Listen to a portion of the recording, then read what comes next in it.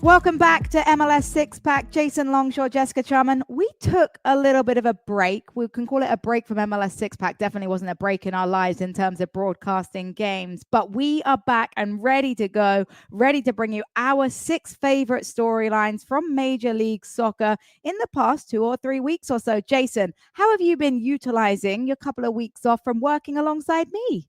Let's see. I've called UPSL national finals. I've called college games. I've called, or haven't called. We've done a lot of content here on the SDH network as we get ready for the college seasons. And I know you're going to be really busy all over with games. So a lot of people have asked, like, oh, what have you done during your break?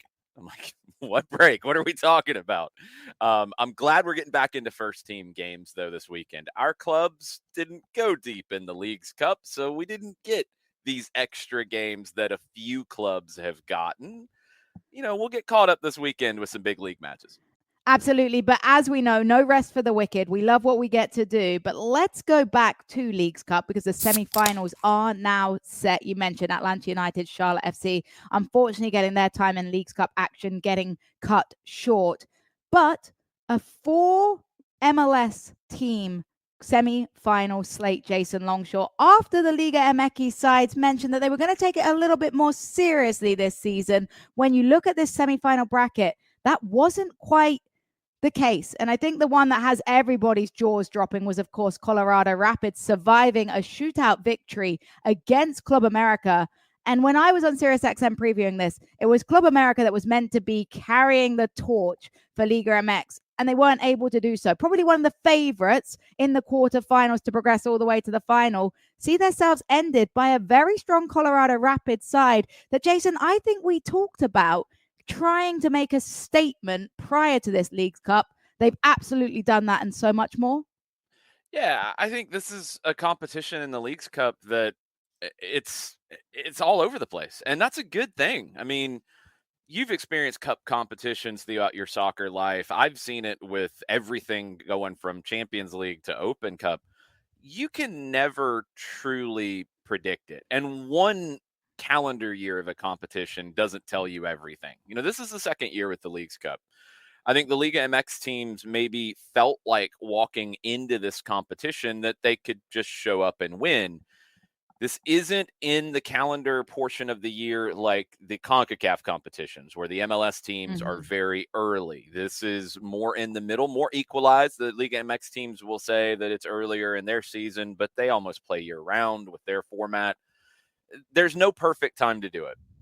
But one competition year doesn't tell you that MLS is better than Liga MX. I think what we've learned over these 2 years is that in terms of a gap between the two leagues, I don't think there is one anymore. And that doesn't mean that Club America isn't a great team and better than a lot of MLS teams. And it doesn't mean that LAFC isn't a great team and better than a lot of clubs from Mexico. It means that the way this tournament played out, you don't have these built-in favorites. Anything can happen. And I think you saw it with Colorado and Club America. Colorado had to hang on. This is a group that, I hope everybody saw Georgia Mihailovic after the game with his jumping in and having some things to say that I can't repeat. There's a spirit around this team, and that's due to their manager, Chris Armas, who, look, a lot of people took a lot of shots at Armas when he came in and wasn't quite as successful as Jesse Marsch at Red Bull. He went to Toronto and failed, and then he was an assistant in Europe with a lot of different people, and a lot of folks took a lot of shots and yelled a lot of things about how he didn't deserve that and this and that, when other players with his international pedigree with different countries were accepted jumping into coaching jobs. It's funny how that happens with somebody like Armas and somebody who is from the US. I think Chris Armas has shown that he's a good manager. And the pathways aren't always linear. I think that's huge. No. Like, you have to face some adversity, and just because jobs 1 and 2 might not be as successful doesn't mean you need to give up and drop your head. There's always going to be other opportunities. And I think you see his career path and what he's learned from each of those quote unquote disappointments. And now he's becoming such an important positional head in this Colorado side that is really starting to make a name for itself. And this is a really impressive run for Colorado. Yeah, and this is a club that's built on guys that, for the most part, weren't wanted at other places. And this is how Colorado in the modern MLS, with spending and how much they're going to spend versus other teams, it's how they found a way to be successful. Georgia Mihailovic, one of the top players in the league, period. Keegan Rosenberry has bounced around. Very good player. Zach Steffen went to Europe, didn't work Mm. out, comes back. Very good player. This is a good squad. This is a squad that's going to be difficult to knock out of this tournament. I don't think anybody should be overlooking them right now.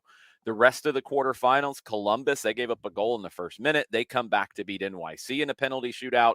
Philadelphia, that game was ugly. It was a mess Are all the you way around. surprised? No, not with Philadelphia. And I'm not surprised with the Ty Baribo red card either.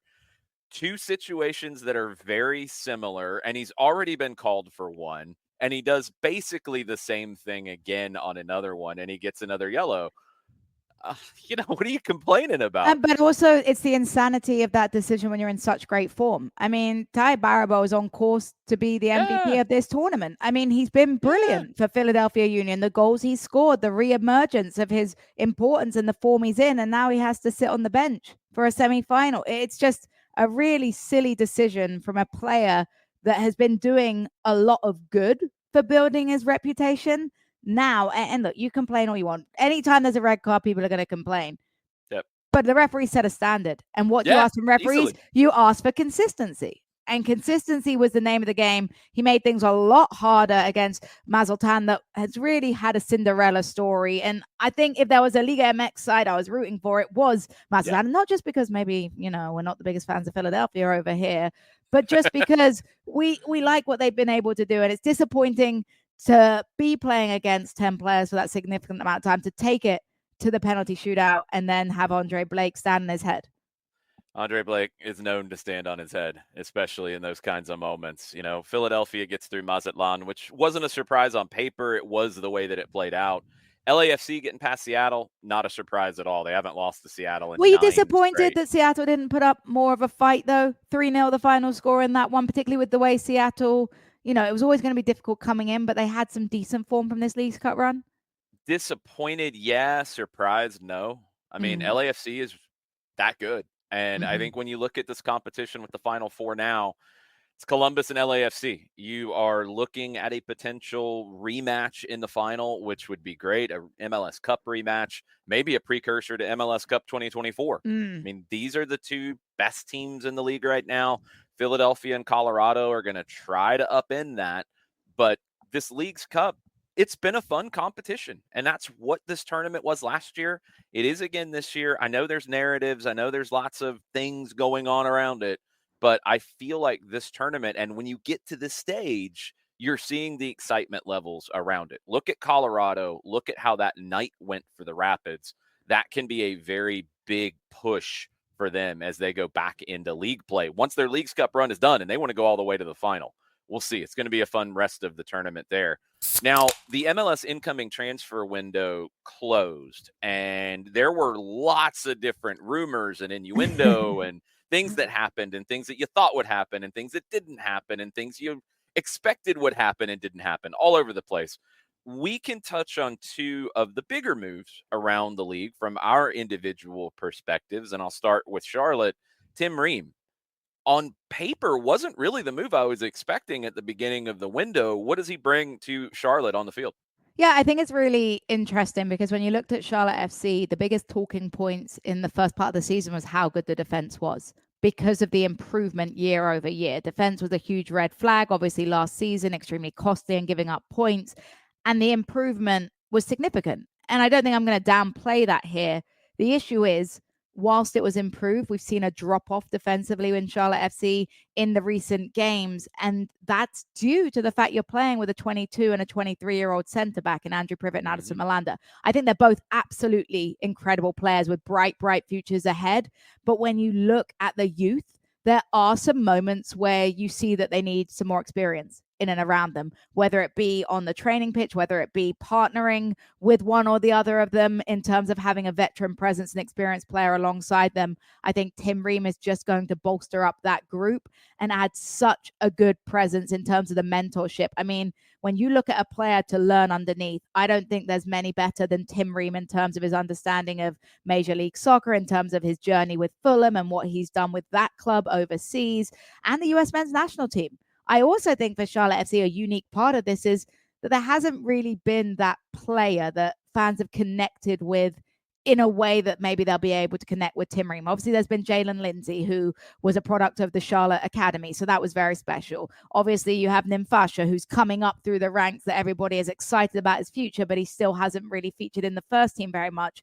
Bringing in a player that's represented the country as many times as Tim Rim, and so recently as well in terms of Copa America and the World Cup, is absolutely huge because it's that household name, it's that American presence. And Dean Smith spoke about that, Jason. Dean Smith said that one thing he noticed is he wanted more Americans in and around this team because that's something that maybe has been lacking in terms of the starting lineup for Charlotte FC. You've got Patrick Archiman, you've got Bram Bronico, but other than that, you haven't had that American presence. So I'm really excited to see what he brings to the table. And honestly, having watched him really closely for the US men's national team, he might be 36 turning 37. He doesn't look it still. No, I think he's going to be just fine adjusting to Major League Soccer. I think he's going to bring composure. He's going to bring communication and leadership. And I think it's what Charlotte needed. It wasn't the biggest need because offensively, that's where the biggest question marks were. But he's going to earn points in terms of bolstering up a defense that had dropped off a little bit in terms of the great form they started with defensively. Does it open up playing 3 center backs? I just don't know. I think it gives you more versatility in that moment. Yes, because what we've seen at times is bringing on Bill Tuiloma off of the bench. And look, I think Bill Tuiloma has been given a really hard stick with Charlotte. He always was going to have to struggle with the fact he came in after Anton Walk's passing. That was a really difficult moment in terms of emotionally to come in. And then he didn't cover himself glory. But the recent times we've seen on the pitch, he's looked good, but Tim Ream is obviously an upgrade. So excited to see what that allows Dean Smith to do tactically in terms of diversifying the defensive line. A lot of people don't want to see Andrew Privet or Addison Malanda dropped. I get it. There's an emotional connection. They've been great during their time. For me, I think you see Addison Malanda partnered with Tim Ream, not because Andrew Privet's not brilliant, but he's still only a second-year professional, and he still makes some of those inexperienced mistakes. And I think sitting on the bench and learning from a player like Tim Ream, even if it's just part of a rotation, will be very good for his development as well. My bold prediction for this move is the biggest impact of it is maybe a year down the line, maybe 2 years down the line in Andrew Privet. I think Andrew Privet's one of the best success stories for Charlotte, period. I think it's one of the best success stories for Crown Legacy. And he has the potential to be a Charlotte center back for 10 years. And he will definitely learn from Ream and benefit from his presence. I think in the long run, that's going to be the biggest impact. And I'm excited to see that development underneath Tim Ream because, as we know, he is an aging player, but he's still a player that's got time to play and experience to have. Atlanta United also made a very exciting signing, Jason Longshore, and it was a broadcaster's nightmare in terms of making sure that you enunciate. Alexei Miranchuk coming from Atalanta to Atlanta. I think I did very well there. I think we're going to see more emphasis on the broadcast to make sure that that is said correctly as well. What does he bring, the Russian, to the table for Atlanta United? A 10, a chance creator, something this club has missed without Thiago Almada. And he's really different than Almada. He's a player who can come in from the wing if you want to use him in that role. We've seen Carlos Gil, Lucas Elarayan do that in this league from both sides. I think it'd be more like Heel, where he'd want to be on the right wing and come in on his left foot and tuck inside. That gives you some tactical versatility if you want to use that aspect of it and keep playing 3 central midfielders as we've seen lately. But you can also play him straight up as a 10. And I think that's the idea generally with this group, is to take out a central midfielder, play him as a 10, Lob Janidze on one side, Sean De Silva or another left winger, because that's been the issue for Atlanta United this season, is production from the left. And probably Daniel Rios up top, who has been great. I think Jamal Tiare has also been very good up top when he's been healthy, but Daniel Rios has scored goals. He's created goals. He's been outstanding. Everything you could have asked for in bringing him in as the third forward when he was brought in. But Miranchuk, in my opinion, he's going to make Lobjanidze better. He's going to make Rios better. He's going to make whoever it is on the left wing better because he creates chances.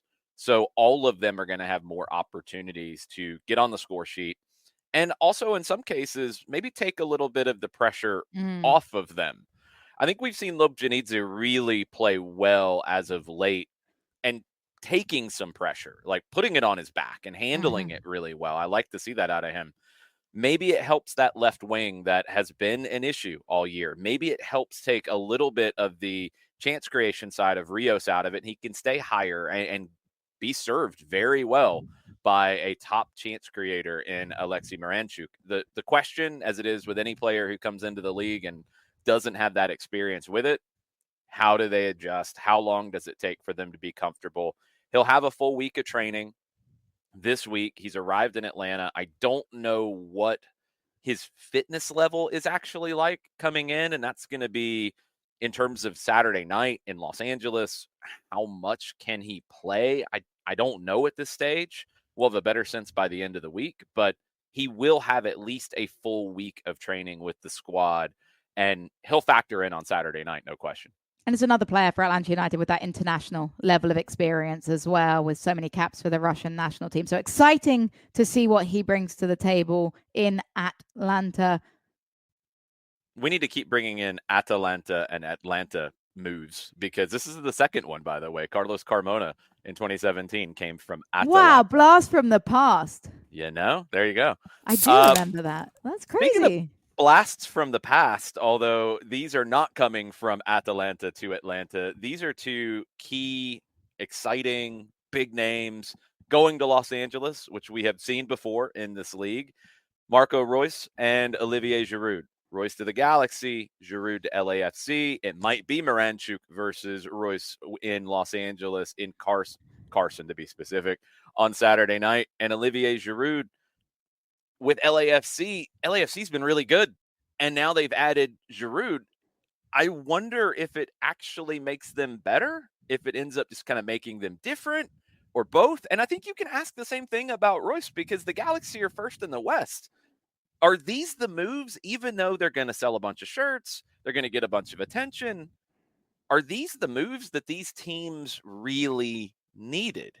Yeah, it's a really difficult one, isn't it? Because you're looking at it and you're wondering, do you create more of a headache in some capacity for the coaching staff, who now have to figure a way to get these players into the action? Because as much as they're making a pretty paycheck, these are players that can still play and want to make sure that they're getting in the action. I don't think Giroud moved to LAFC just to sit on the bench and make a paycheck. He's a guy that's still in his career and that can have an impact. So kind of makes me think back to Carlos Ancelotti talking about how the move of Mbappe made his summer terrible because he had to scratch his head and think about how he was going to play him and Vinny and all of these together.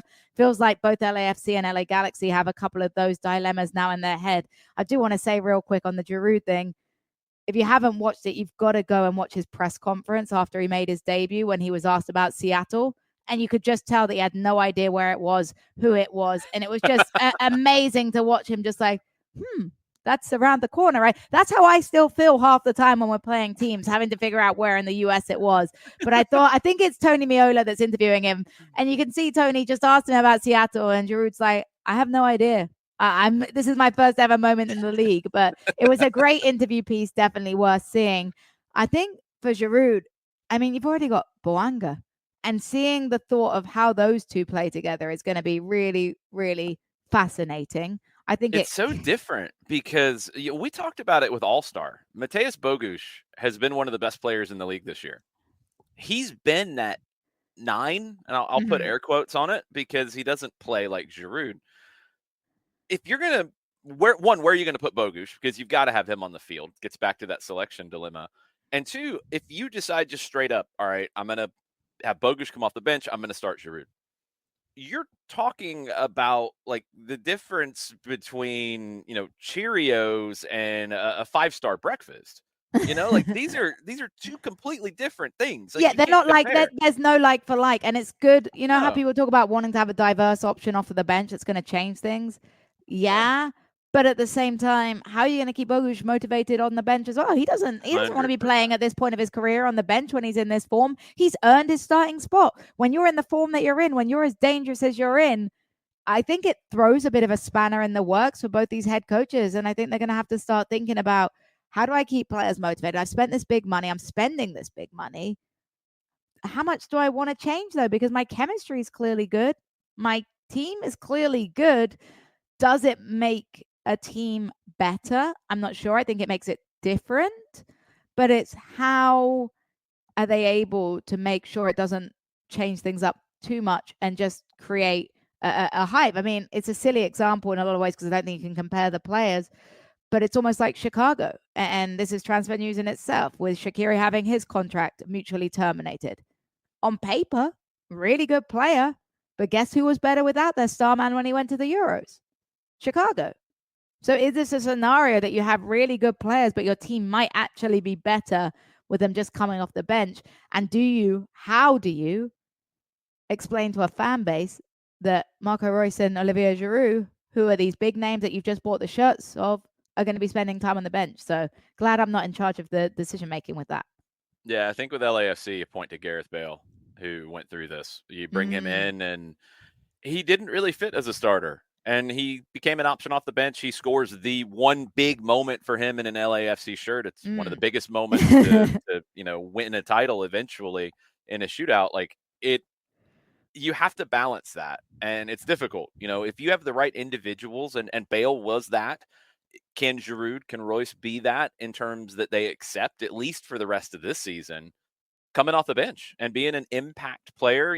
You've got 8-9 games left for these teams, maybe starting 1 or 2, but coming off the bench and accepting that, we'll see. I'm not sure if they will or want to, or the coaches can handle that. At least you have two big personalities in Steve Cherundolo and Greg Vanney, who, as managers, you would think can take whatever heat on either side of that decision that they have to take.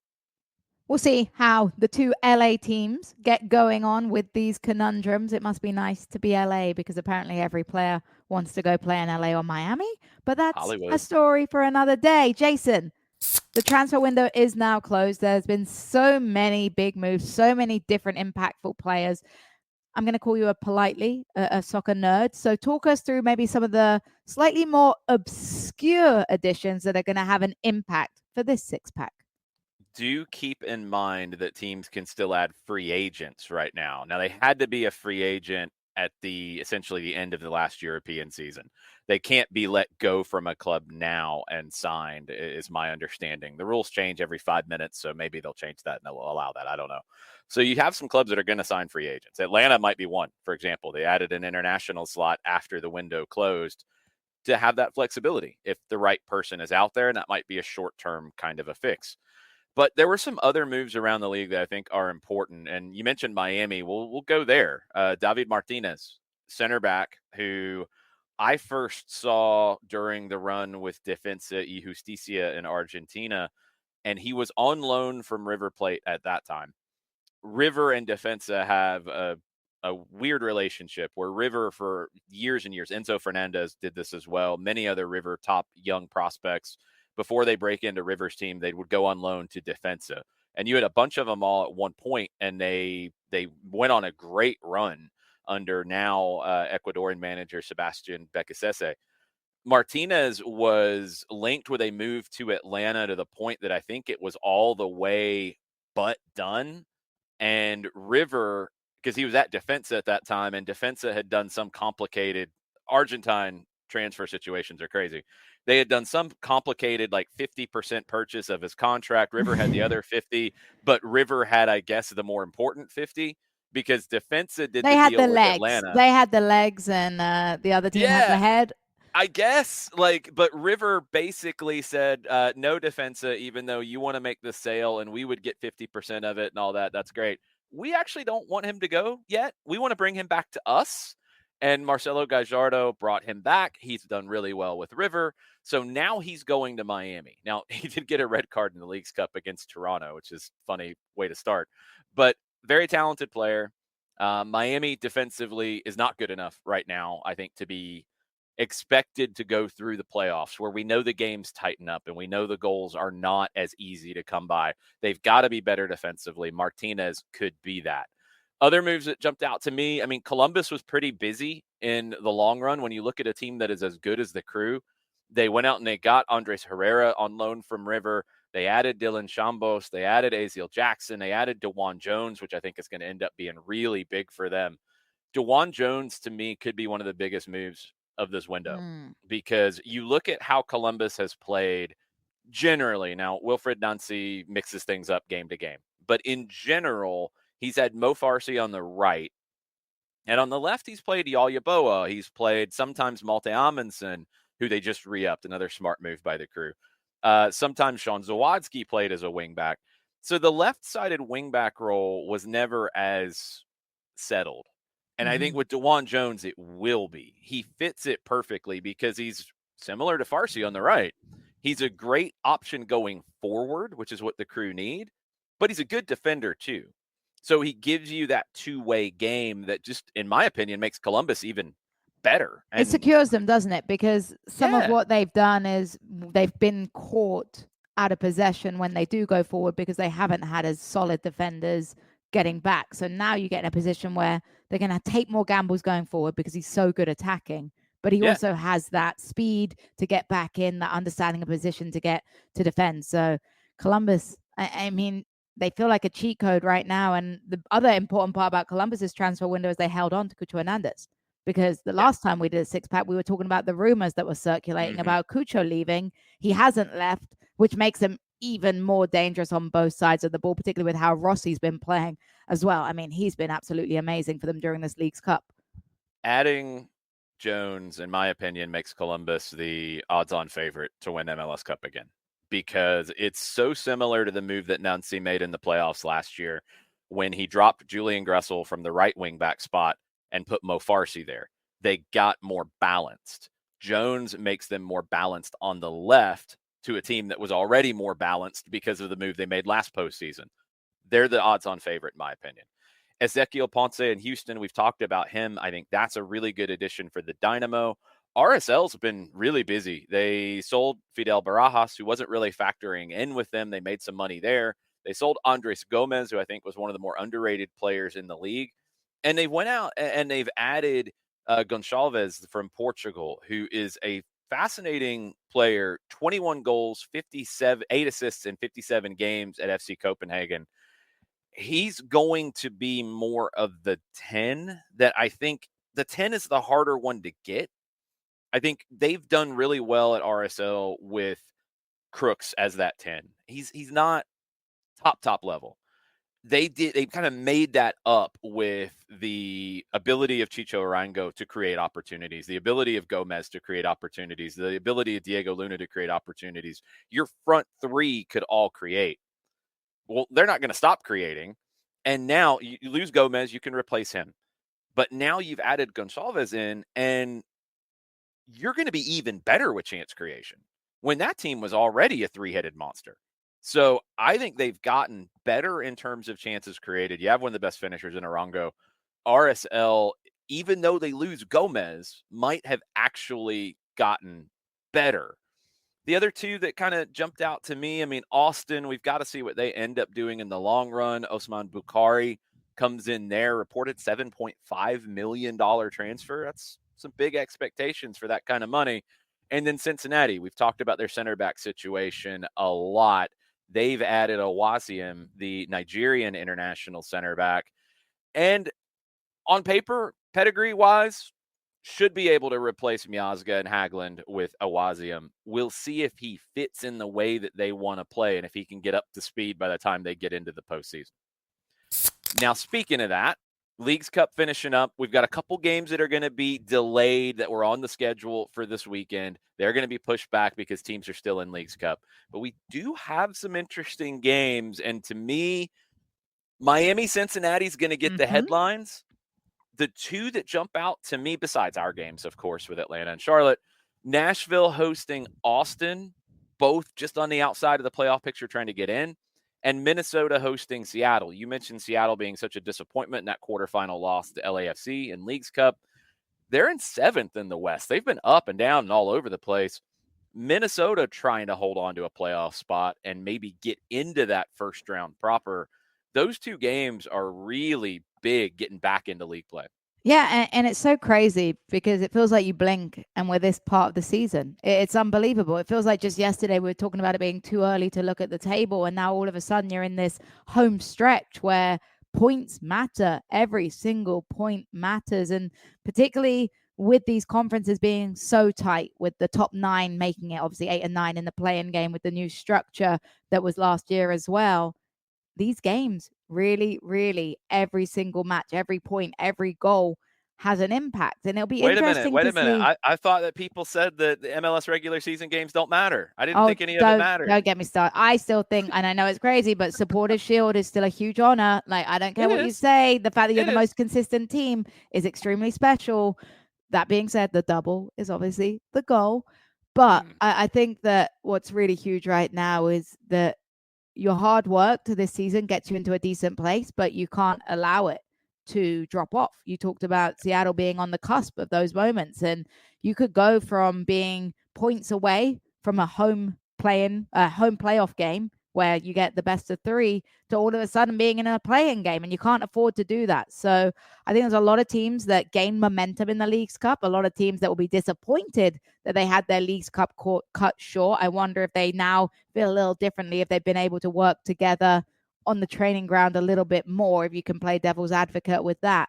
But I'll be interested to see who the catalyst is. Who had the Leagues Cup, whether it was from the fact they got the time, like you talked about with Atlanta, or whether it was like a deep run like Charlotte had last year that became a catalyst to the push. Which team, and I'll put you on the spot, which teams do you think will benefit the most from how they were in Leagues Cup? Ooh, I would like to say Colorado, although I do want to see how this week plays out for them. Atlanta didn't make the same amount of moves, where I think the Leagues Cup break ended up helping them a lot last year, where you added so many faces and kind of rebuilt the squad. Moranchuk will give you a good bit, but it's only going to be this week that you're preparing for. This is more like a normal week. So TBD there. Charlotte will be interesting with, again, I think Ream adds a couple different factors to Charlotte that maybe makes them a little more well-rounded and a little more interesting as you get into these games. Because look, we see it every season. You get to this stage, you're into the last quarter of the season, you get into the postseason. The importance of being strong defensively jumps dramatically now. Adding a guy like Ream, other teams that have added defenders, we mentioned Cincinnati, we mentioned Miami, it will make you better in these games. They have a different feel. Like, from now on, these games feel like playoff games. They feel like knockouts. So I think the teams that have been able to shore things up defensively, either through additions or through work, are going to be the teams that benefit the most right now. Well, if you want to listen to Jason Longshore and myself any more, Jason will be on the call on Saturday on 92.9 The Game. I'll be on the call on Saturday on WFNZ, and also, since it's a home game for Charlotte, on Apple TV. You can find us on the Odyssey app. You can find us wherever you get the podcast. Make sure you're subscribing, and feel free to follow us on social media as well. That was our return to MLS Six Pack. We'll be back next Monday with 6 more of our top stories. Cheers for listening. Don't forget to recycle, folks.